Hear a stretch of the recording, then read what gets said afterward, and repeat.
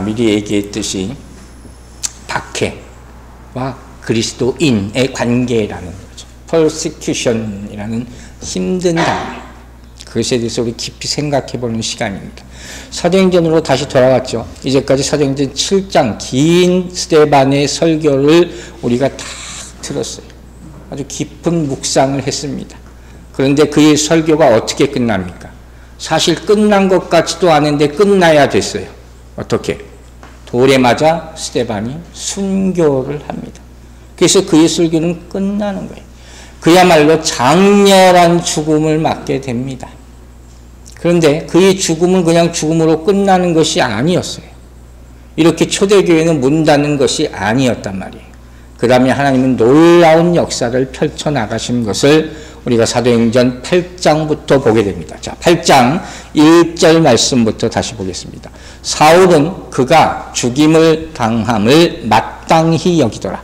그날에 예루살렘에 있는 교회에 큰 박해가 있어 사도 외에는 다 유대와 사마리아 모든 땅으로 흩어지니라. 아멘. 여러분, 사도행전 8장 1절은 기독교 역사의 터닝 포인트, 전환점이 되는 어마어마하게 중요한 구절이에요. 이거 정말로 놀라운 역사가 나타나는 거예요. 이 가운데 굉장히 중요한 몇 가지 말씀을 우리가 발견할 수가 있어요. 첫 번째 뭐겠습니까? 이거 세 가지를 찾아보세요. 이 한 절에 첫 번째, 사울이라는 사람이 나타나죠. 스데반의 죽음 가운데. 두 번째 뭡니까? 초대교회의 박해가 시작이 됩니다. 그리고 세 번째, 그럼에도 불구하고 모두 복음은 흩어져 나가 확장하게 되는 것이에요. 자, 여러분, 우리가 사도행전 시작하는 1장에서 1장 8절에 무슨 말씀을 드렸죠? 성령이 너희에게 임하시면 너희가 권능을 받고, 그 다음에 뭐예요? 예루살렘과 온 유대와 사마리아와 땅 끝까지 이르러 증인이 되라. 아멘이죠. 그것이 1장 8절이 거꾸로 8장 1절에 이르러서 이제 성취되기 시작하는 거예요. 즉 복음이 예루살렘 안에만 같이 있었어요. 예루살렘 유대 땅에만. 그러다가 어디로 나가기 시작해요? 사마리아 땅으로 나가기 시작하는 거예요.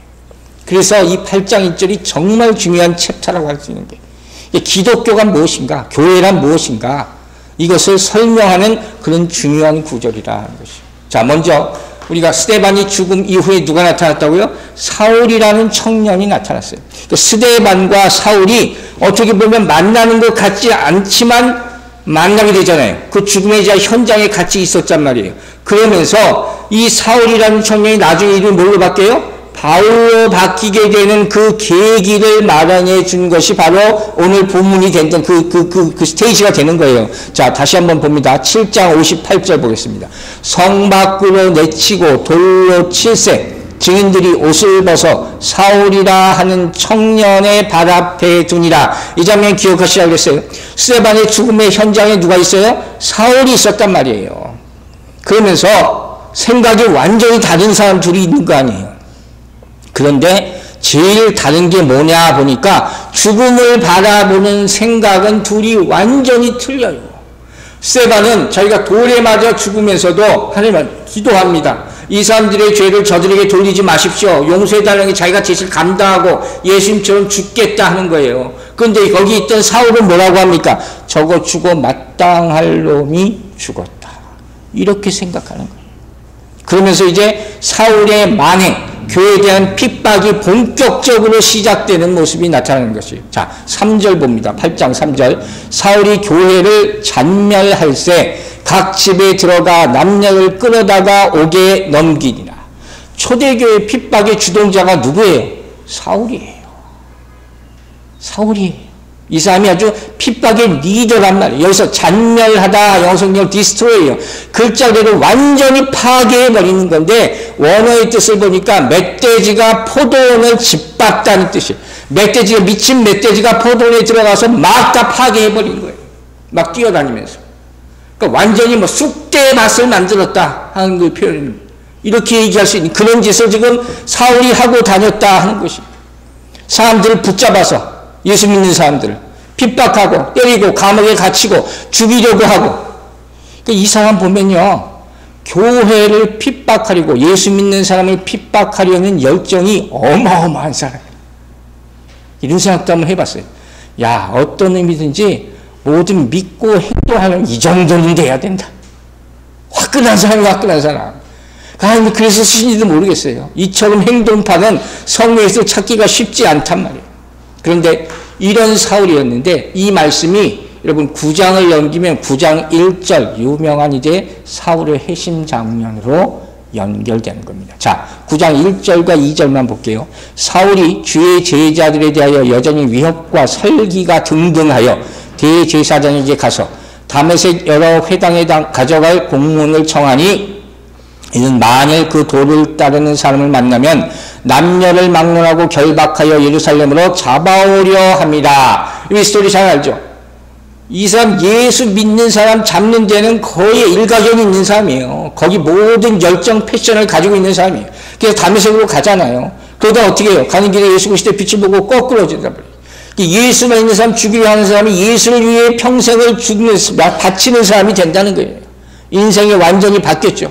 그리고 하나님의 사도로 부르심을 받습니다.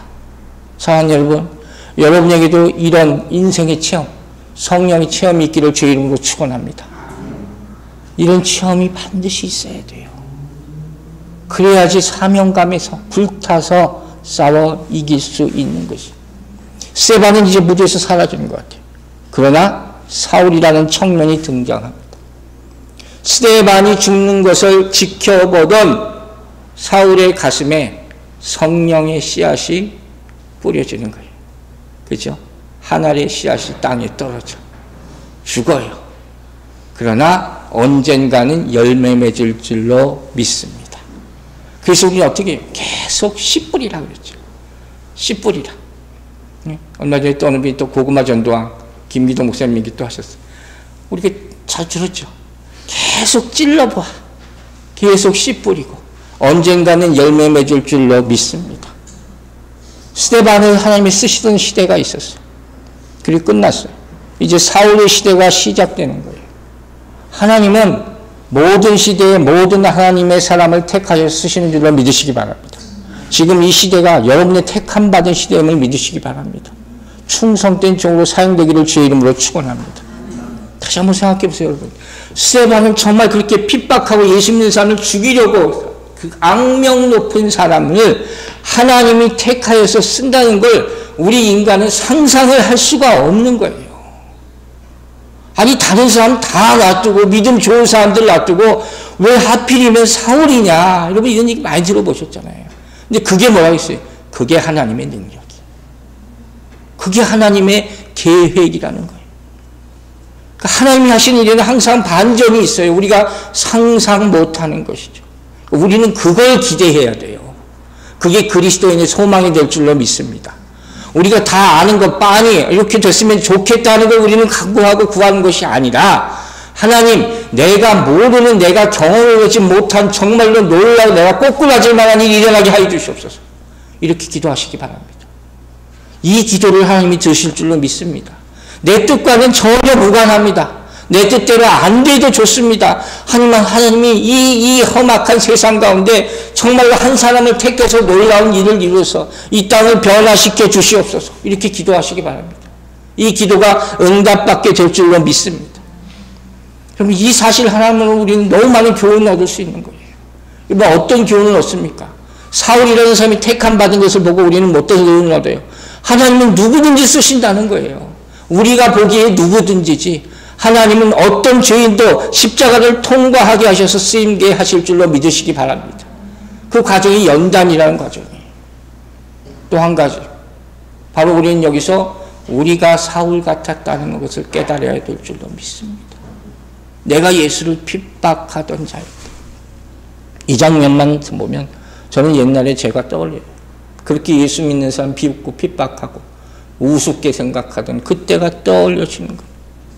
이걸 기억하는 것만으로도 우리는 평생 빚진 자로 또 은혜 안에서 살아갈 수 있게 될 줄로 믿습니다.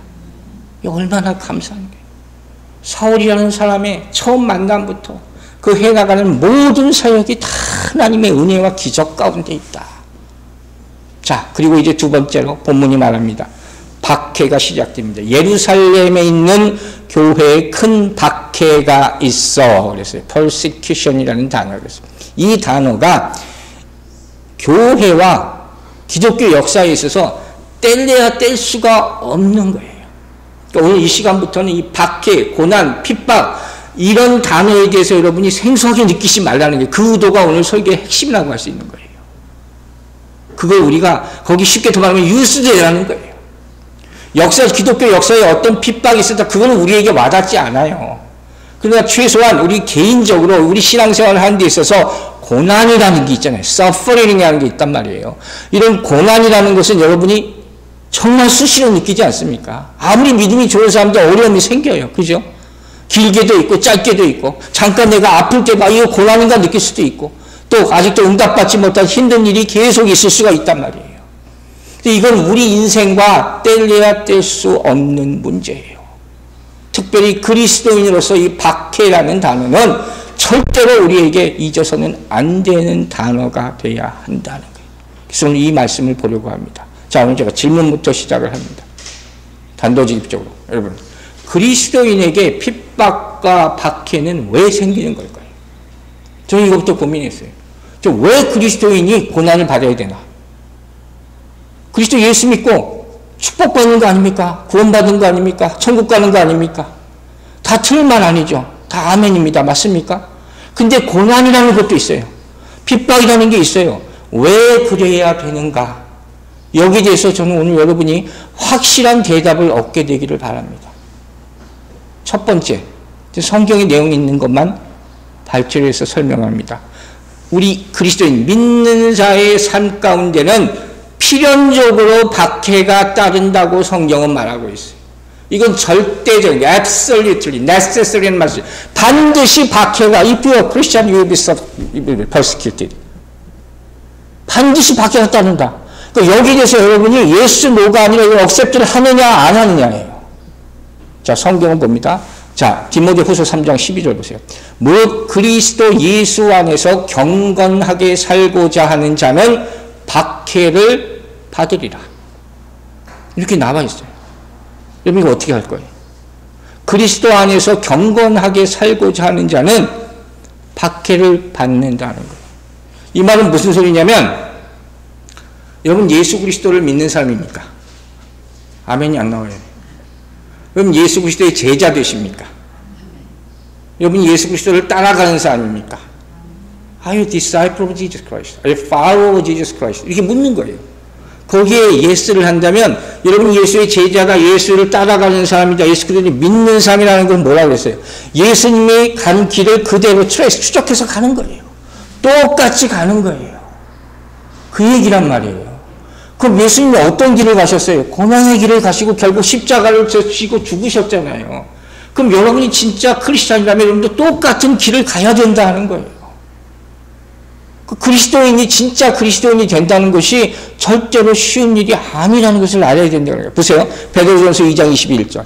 이를 위하여 너희가 부르심을 받았으니 그리스도도 너희를 위하여 고난을 받으사 너희에게 본을 끼쳐 그게 무엇이에요? 그 자취를 따라오게 하려 하셨느니라 하는 거예요. 우리가 그리스도의 제자라면 예수 그리스도가 간 흔적을 그대로 따라가라 하는 거예요. 자, 여러분 운명이라는 걸 믿어요, 여러분? 운명, 데스티니라는 게 있어요. 운명을 믿습니까?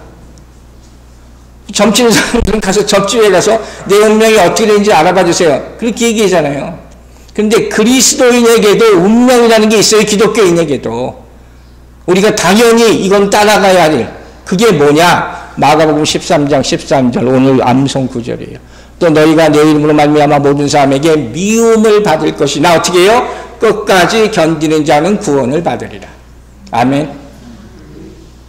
근데 끝까지 견디는 자는 구원을 받으리라만 있는 게 아니라 뭐라고 했어요? 미움을 받는다. 이 말이 있단 말이에요. 이것도 운명이라는 거예요. 이것도 운명이에요. 여러분 한번 잘 생각해 봅시다. 교회는 여러분에게 어떤 곳입니까? 여러분 생각이 다 다르겠지만 교회는 항상 즐겁고 기쁜 곳만이 아니죠. 항상 명랑하고 쾌활한 곳만이 아니죠. 왜 그렇습니까? 항상 누군가는 근심 걱정을 가지고 오는 곳이기 때문에.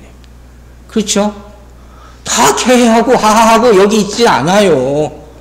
우리는 다 삶 가운데 기쁨을 가지고 살다가 여기에 노는 거예요. 그렇기 때문에 교회는 박해를 준비하고 고난에 대해서 기도하고 가르치는 곳이 되어야 될 줄로 믿습니다. 이게 교회의 사명이라는 거예요. 즉 내 개인 신앙이든 교회든 간에 이 고난이라는 말, 박해라는 말, 핍박이라는 말과 뗄래야 뗄 수가 없는 것이에요. 그러므로 제가 오늘 권면합니다. 여러분 고난과 친해지시기 바랍니다. 그럴 수 있겠습니까? 이 유스트 되라는 거예요. 이게 삶의 일부로 생각해야 되는 거예요. 그렇지 않으면 뭐예요? 닥칠 때마다 깜짝깜짝 놀라는 거예요. 그래서 베드로 사도가 베드로전서에서 계속 얘기합니다. 환난을 당할 때 놀라지 말라. 두려워하지 말라. 거기에 익숙하라 하는 것이죠. 성경에 보면 이 고난에 대한 얘기가 얼마나 많이 나오느냐 하는 거예요. 자, 두 번째. 예수님께서도 이 박해와 핍박에 대해서 자주 말씀하시면서 뭐라고 하셨냐? 우리가 항상 평안할 것이라고 기대하지 말라 그랬어요. 요한복음 15장 20절 보세요. 내가 너희에게 종이 주인보다 더 크지 못하다 한 말을 기억하라. 그 다음에 뭐예요? 사람들이 나를 박해하였은즉 너희도 박해할 것이요 내 말을 지켰은즉 너희 말도 지킬 것이다. 예수님이 이런 말을 주셨을까요? 사람들이 너도 박해할 거야. 내가 박해 당한 것만. 이게 무슨 저주인 겁니까? 그럼 이 말씀 들으면 어때요? 기분 나쁩니까? 이 약속의 말씀으로 받아들일 수가 있겠습니까? 여러분, 이 말씀을 여러분이 어떻게 받아들이냐에 따라서 내가 이 박해와 고난을 어떻게 내가 짊어지고 사느냐가 그게 결정이 되는 거예요. 즉 다시 한번 말하지만 우리 그리스도인이 당하는 고난이라는 것은 당황스러운 것이 아니라 당연한 것이다. 당연한 것이다. 베드로 사도가 베드로전서 4장 12절부터 그리스도인이 받을 고난에 대해서 아주 담담하게 씁니다. 자, 한번 읽겠습니다. 12절부터 14절 말씀 제가 읽게요. 사랑하는 자들아, 너희를 연단하려고 오는 불시험을 이상한 일을 당하는 것 같이 이상히 여기지 말고. 그랬죠?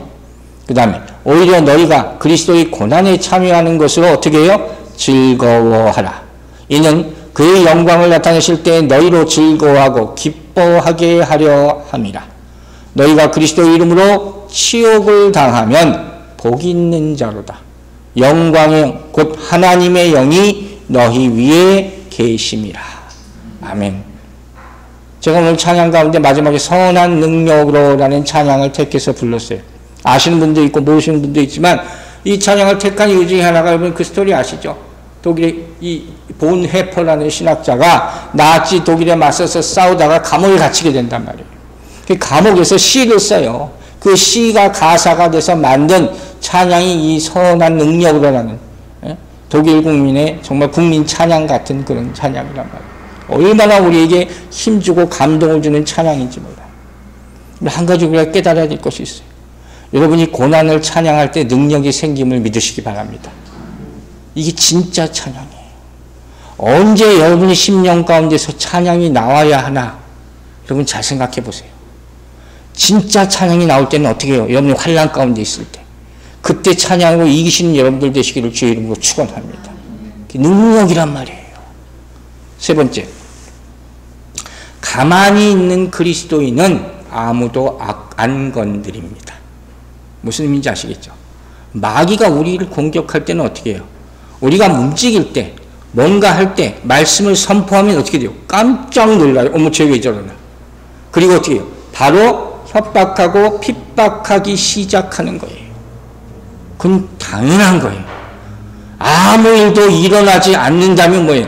나는 예수를 위해서 아무 일도 하지 않는다는 것이에요. 사단의 공격이 시작됐다고 느끼면 여러분의 닥치는 불시험을 이상하게 여기지 마시기 바랍니다. 여러분 순간순간 영적으로 그런 공격을 느낄 때 그냥 계시지 말고 예수 이름으로 그때그때 쫓아내시기 바랍니다. 우리 예배를 방해하는 영들이 공격이 정말 많다는 걸 여러분 아시기 바랍니다. 그때마다 잠깐 기도하시고 길게 할 필요도 없어요. 예수 이름으로 물러가라 하시기 바랍니다. 그때 여러분의 찬양과 기도에 더 능력이 생기게 될 줄로 믿습니다. 왜 나에게 이런 일이 생길까? 이제 그런 질문을 할 필요가 없는 거예요.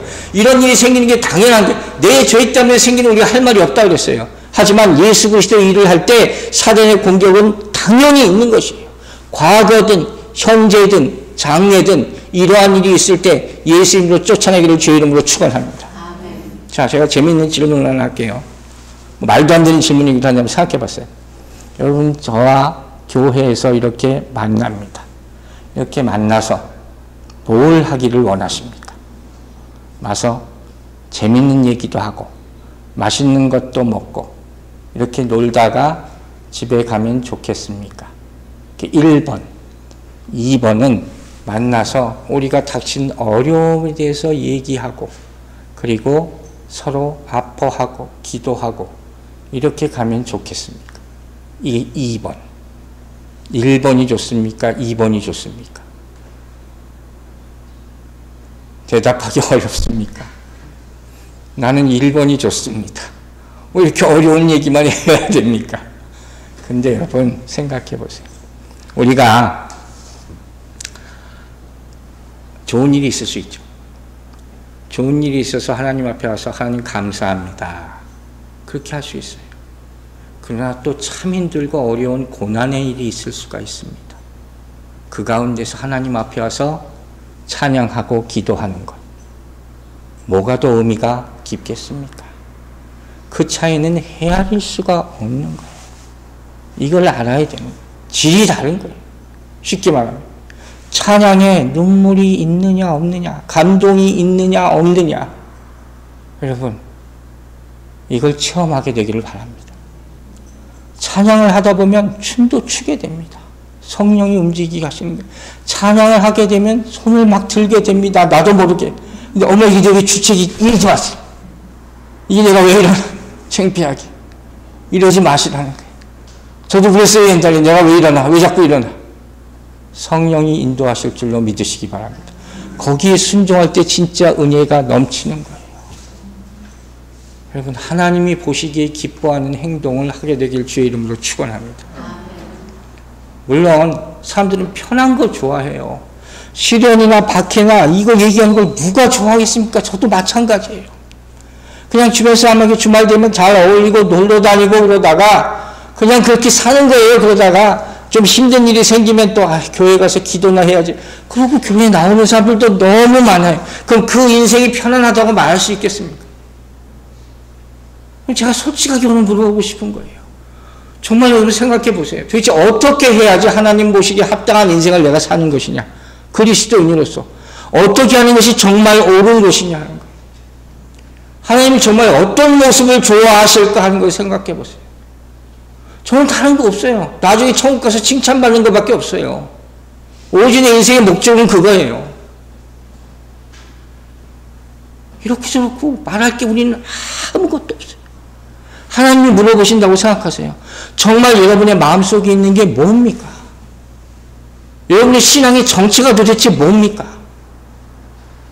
교회 억지로 와서 대충 형식적으로 예배드리고 눈도장 찍고 그냥 빨리 집에 가서 이게 그리스도인의 삶의 신앙입니까? 아니면 정말 죽도록 한번 기도하고 눈물 흘리고 회개하고 밤새 찬양하고 이러기를 원하십니까? 여러분, 하나님 앞에 솔직해지기를 바랍니다. 진정 그런 마음이 있기를 바랍니다. 신앙생활이라는 것이 그냥 내가 조용히 간직하고만 있는 그런 것이 아니에요.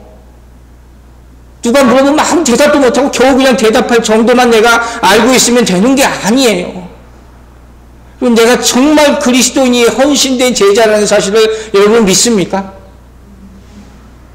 여러분이 정말 그리스도인이 헌신된 제자들이 그렇다면 여러분이라면 그게 세상에 알려지면 안 됩니다. 뭐 이렇게 다 비밀 요원들만 있어요. 다 믿는지 안 믿는지는 모르겠어요. 가만히만 있으면 능사가 아니라 그랬잖아요. 사람들을 만나서 물어봐야죠. 어떻게 지냈습니까? 아픈 데는 없습니까? 뭐 필요한 거 없습니까? 기도해주고 싶습니다. 정말 기도해주고 싶은 사람이 많아요. 근데 거부당하는 게 너무 안타까울 뿐이지. 제가 제일 가슴 아픈 게 목사님 괜찮아요 하는 말이에요. 와서 기도해 주세요 해야 되는 거예요. 그걸 안 하면 제가 아무 할 일이 없는 거예요. 여러분들도 마찬가지예요. 여러분을 그리스도인으로 세우셨음을 믿으시기 바랍니다. 여러분의 사명이 있음을 믿으시기 바랍니다. 어떤 사람은 그 관계가 깨질 수 있어요. 잘못하면 내 허물이 드러나요. 여러분, 그렇게 말하는 사람은 미안한 얘기지만 절대로 헌신이라는 걸 못합니다. 절대로 헌신 못합니다. 제가 어쩌다 가끔 생각날 때마다 하는 얘기가 있어요. 벙어리 목사 이야기. 들어보신 분 있을 거예요. 제가 이 말을 제가 중학교 때 들었어요. 중학교 때 목사님한테 들은 얘기인데 아직도 생각이 나요. 옛날 목사님, 한국 목사님 얘기예요. 벙어리 목사. 어떤 목사님이 버스를 타고, 오래전 얘기, 굉장히 오래전 얘기. 버스를 타고 앉아있는, 맨 뒷자리에 앉아있는데, 누가 이렇게 올라오더니, 버스에 올라오더니, 전단지를 들면서 막 예수 믿으세요, 예수 믿으세요, 막 하더라고요. 그래서 사람들이 다 외면해요. 막 외면하고 비난하는 사람도 있고 막 그래. 근데 점점 자기 쪽으로 오더라는 거예요. 그 젊은 목사님 앞으로 맨 뒤에 앉아있는데. 가만히 보니까 옛날 자기가 섬기던 교회의 그 노 목사님, 은퇴한 목사님이에요. 그러니까 이 목사님이, 저 목사님이 왜 자꾸 저러나, 점점 자기한테 가까워. 이렇게 가는 보는 사람마다 예수 믿으세요 하면서 가고 있는 거예요. 이 목사님 앞에 와서도 예수 믿으세요 했다는 거예요. 그러니까 이 목사님이 어찌 젊은 목사님이 얼마나 기가 막혔어요. 목사님, 저 못 알아보세요? 그때 이 노 목사님이 뭐라고 하시는지 아세요? 기억하세요? 아무개 목사군. 그런데 벙어리 목사군. 이렇게 얘기했다는 거예요. 예수 그리스도에게 한마디 얘기도 못하는 목사. 얼마나 부끄러운 얘기입니까? 여러분, 예수 믿고 예수 그리스도에게 전하기까지 시간이 얼마나 걸릴 것 같아요? 제자훈련 받아야 됩니까? 한 10년 공부하면 됩니까? 아니에요, 여러분. 성령 받으면 봐도 합니다. 아멘 되세요? 성경을 보세요. 사도행전을 보세요. 어디 이 사람들이 어떻게 됐어요? 성령 받고 바로 예수를 위해서 목숨을 바칩니다. 스데반이 설교하고 베드로가 설교하고 믿으시면 아멘 하시기 바랍니다. 우리는 이런 존재예요. 우리는 어떤 존재로 살아가야 하느냐? 이 시대는 이걸 생각해야 돼요. 베드로전서 1장 2절 봅시다. 곧 하나님 아버지의 일이 아심을 따라 성령이 거룩하게 하심으로 순종함과 예수 그리스도의 핏뿌림을 얻기 위하여 택하심을 받은 자들에게 편지하노니 은혜와 평강이 너에게 더욱 많을지니라. 아멘이죠. 우리가 이런 존재예요. 그럼 우리는 고난과 영광 사이에서 삽니다. 이게 현주세요. 제가 뭐라고 했어요? 고난과 영광 사이에서. 잘못하면 평생 고난만 받고 살고 그리스도인이라는 이름만 홀 좋은 이름만 갖고 잘하면 어떻게 돼요? 영광까지 가게 됨을 믿으시기 바랍니다. 영적 전쟁이라는 것은 절대로 쉬운 게 아니에요. 계속되는 긴장과 대입과 싸움이에요. 하루도 조용할 날이 없는 거예요. 기도하는 분들은 알 거예요. 그러나 우리가 아무리 기도를 많이 하고 아무리 성경 구절을 많이 안다고 할지라도 세상에서 사람을 만났을 때 예수의 예자도 말하지 못한다면 이건 다 벙어리예요.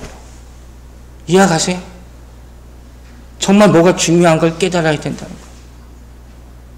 우리 마음에 두려움이 있어요. 다 있어요. 저도 다 있고 다 있어요. 그러나 그 두려움의 정체가 뭔가 여러분 확실히 아셔야 되는 거예요. 그거 여러분 그림자 같은 거예요. 걷어내기를 축원합니다. 핑계거리. 또 옛날 받은 상처, 그놈의 상처. 그 맨날 하는 얘기예요. 그걸 누가 기억나게 하시는지 아세요? 마귀가 기억나게 하는 거예요. 너 그것 때문에 못해, 그것 때문에 못해. 그렇게 하는 거예요. 그래서 결국 뭐예요? 더 편한, 안락한 길이 있어. 그냥 그렇게 교회에 다녀. 하는 거. 그걸 뭐라 그래요? 위로받으라 하는 거예요. 여러분, 위로, 위안이라는 단어를 잘 생각하셔야 돼요. 제가 가끔 얘기하죠. 이민교회에서 가장 많이 쓰여지는 단어, 성도들도 좋아하고 목사들도 가장 많이 가르치라고 큰 교회들에서 특별히 얘기하는 단어가 바로 위로, 위안이에요. 아세요? 그런데 여러분, 이 위로라는 것은 성도가 교회에 나와서 목사에게 들어서 위로받는 것이 아니에요. 진정한 위로는 우리가 예수 그리스도 안에 있을 때 받게 될 줄로 믿으시기 바랍니다. 이게 진정한 위로예요. 우리가 여기서 말하는 세상의 위로, 세상의 안위, 세상의 위안, 이것만 추구할 때 어떻게 되는지 아세요? 정말 내 영혼 깊숙이에서 원하는 것을 얻지 못하게 되는 거예요. 이게 안타까운 거예요. 이게 하나님께서 가장 슬퍼하시는 거라는 거예요. 여러분, 제가 그 마지막 때의 징조에 대해서 얘기할 때 이런 얘기를 했어요. 환난과 박해가 닥칠 때 사람들은 보통 두 가지 모습을 보이게 된다. 짧게 다시 한번 인용할게요. 첫 번째가 어떤 모습이냐면 환난이 닥치면 대부분의 사람들 어떻게 해요? 회피합니다. 도망치죠. 이게 싫어. 도망친단 말이에요. 그래서 핍박을 피하고 안락함을 추구하려고 하는 거예요. 괜히 그랑 싸워서 뭐하나. 나는 아직 약한데. 맨날 약해. 평생 약해. 죽을 때까지 약해. 그러다 결국 난 편안한 길을 가려고 하는 거예요. 그 결과가 어떻게 됩니까? 점점 믿음이 약해져요. 그죠? 믿음이 강해지라 했는데 절대로 강해질 수 없는 길을 가게 되는 거예요. 여러분 아시겠어요? 하나님의 풍성함과 공급하심은 우리 혼자 가만히 있을 때 오는 것이 아니에요. 세상에서 예수 이름으로 싸울 때 얻게 되는 것임을 믿으시기 바랍니다. 하나님이 공급해 주시는 거예요. 싸우라고 주시는 거예요. 가만히 있으면 어떻게 돼요? 내 영적 근육인 점점 왜 튼튼하고 약해지는 거예요. 왜? 아무것도 안 하니까 점점 약해지는 거란 말이에요. 기도할 때는 내가 홀리한 것 같이 느껴져. 그런데 아무 인생에 변함이 없고 똑같은 것 같아. 그러다가 또 낙심하게 돼. 혼란스럽고 내가 왜 은혜 많은데 왜 이게 안 되나 그렇게 걱정하게 되고 다시 또 공허해야 되고 네가 아닌가 보다 또 세상으로 향하고 이 사이클이 계속 돌아가는 거 이게 대부분의 사람들이에요. 실제 정말 현실적인 얘기를 하는 거예요. 여러분이 그런 부류가 되지 않게 되기를 바랍니다. 자, 베드로전서 1장 15절 보세요. 오직 너희를 부르신 거룩한 이처럼 너희도 모든 행실에 거룩한 자가 되라. 자, 이 의미를 아시겠어요? 거룩이라는 거 생각만 하지 말고 어떻게 해요? 행실에 거룩한 자가 되라. 행하라는 거예요. 거룩하게 살아가게 되길 주의 이름으로 축원합니다. 자, 반면에 어떤 사람도 있어요. 핍박을 당해요. 그 가운데 어떻게 돼요? 내가 여기서 지지 말아야지, 물러서지 말아야지 하면서 부딪혀서 싸우는 사람이 있어요. 비난도 받고 갈등도 생기고 어려움도 더 많이 생겨요. 내 인생 예수 믿는데 왜 이렇게 어려워지나. 이런 거예요. 그러나 그러면서 어떻게 돼요? 스데반을 보세요. 점점 어시다 어떻게 돼요? 점점 담대해져요. 그 결과 어떻게 돼요? 믿음이 더 강해질 줄로 믿습니다. 왜? 이 고난을 극복하기 위해서 위축되는 것이 아니라 하나님을 더 바라보기 때문에 예수 그리스도를 더 붙잡게 되기 때문에 점점 담대해지고 믿음이 더 강하게 되는 것이에요. 여러분이 그렇게 되길 주의 이름으로 축원합니다. 여러분 보세요. 나중에 이제 빌립 스토리가 나오잖아요. 사마리아 간 사람. 빌립은 왜 사마리아에 갑니까? 이 유대인들이 원수같이 여기는 사람들이 있는 땅이 거기를 왜 가요? 난 고난받으러 가겠다고 가는 거란 말이야. 그죠?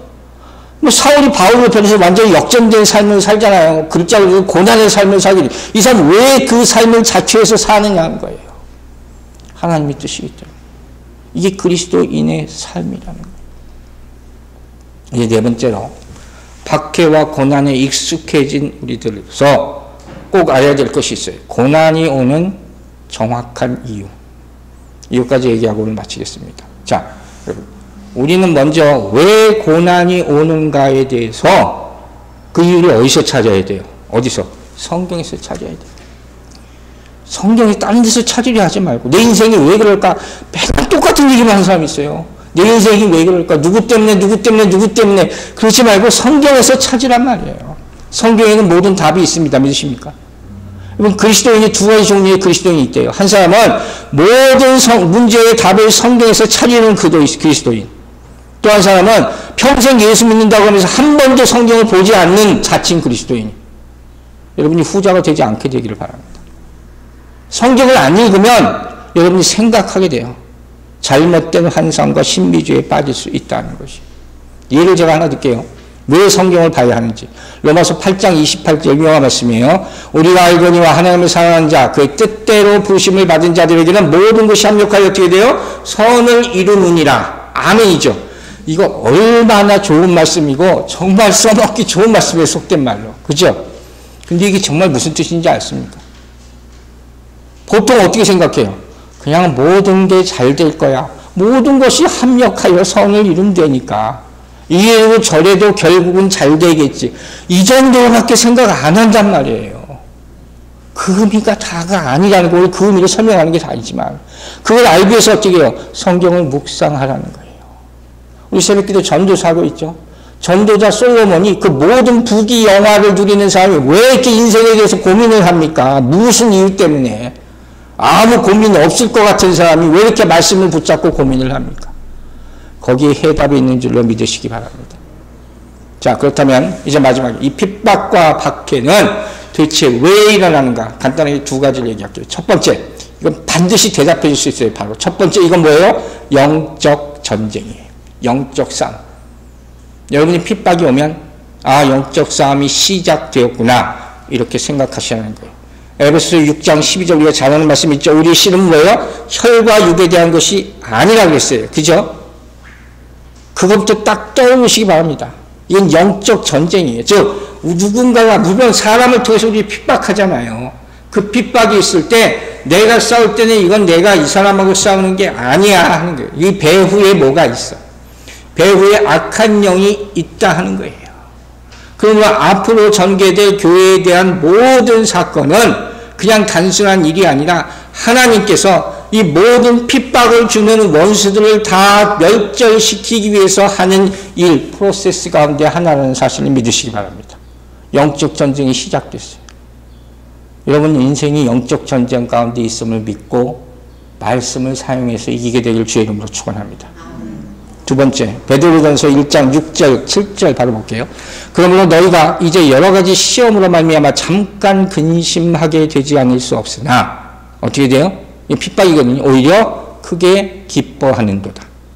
너희 믿음의 확실함은 불로 연단하여도 없어질 금보가 더 귀하여 예수 그리스도께서 나타나실 때 칭찬과 영광과 존귀를 얻게 할 것이니라. 아멘.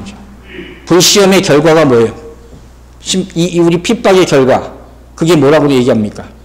영적 전쟁이 시작됐고, 두 번째, 세상에서 내가 의지했던 것들을, 이 죄된 육신을 다 태워버리고 오로지 예수께만 의지하게 만들기 위해서 하나님께서 이런 일을 하십니다. 통과한 결과는 어떻게 돼요? 정금같이 순결하게 돼요. 그걸로 상급받는 거예요. 그걸로 마지막 때 칭찬받게 되기를 믿으시기 바랍니다. 우리가 한 일 가지고 자랑할 거 아무것도 없습니다. 여러분, 교회라는 데가 무슨 곳인지 아십니까? 교회가 뭡니까? 이 What is church? 하는 이 질문을 놓고 수많은 책이 쓰여졌어요. 수많은 대답이 있습니다. 교회는 하나님의 백성들의 모임입니다. 믿으십니까? 어떤 백성들의 모임입니까? 이 세상에서 따로 불러 세워서 모으신 백성들의 모임입니다. 그래서 holy, 거룩하다는 거예요. separate from everything on earthly ground. 지상에는 모든 것으로부터 다 분리한 것이 교회.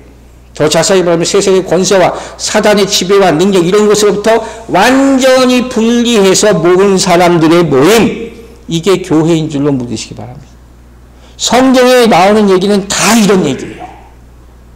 죄로부터 사망으로부터 하나님께서 구원하신 스토리. 그래서 세상과 구별시킨 그곳을 하나님의 집을 만드시는 스토리란 말이에요. 그곳을 이루기 위해서 뭐가 필요하다고요? 그 과정 가운데 환난과 박해와 핍박이 필요합니다. 이걸 받아들이게 되기를 바랍니다. 그 과정 가운데는 거예요. 결론을 말합니다. 베드로전서 4장 19절 보겠습니다.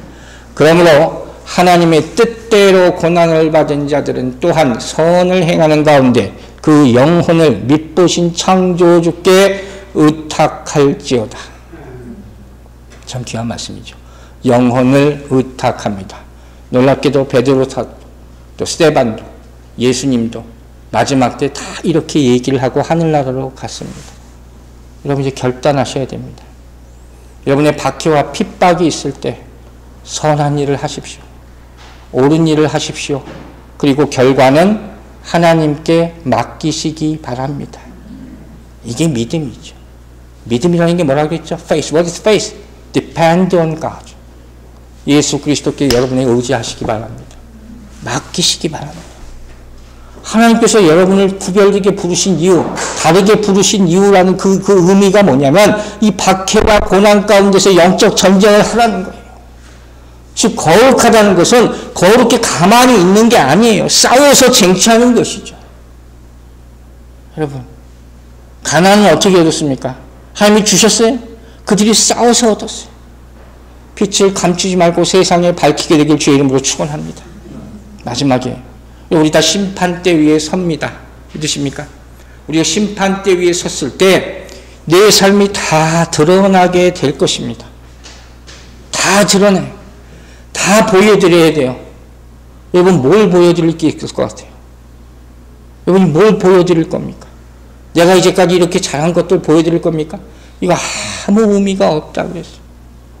그럼 뭘 보일 수 있어야 됩니까? 바울 사도가 뭐라고 얘기했다고요?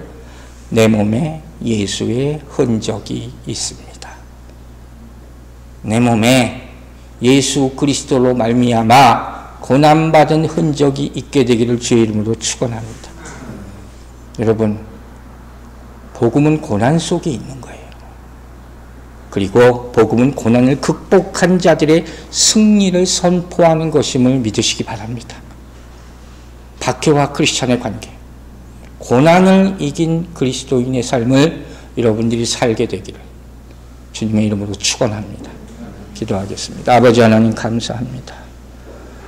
우리 삶 가운데 고난과 박해가 또 그리스도인으로서 당하는 너무 많은 힘든 일들이 있습니다.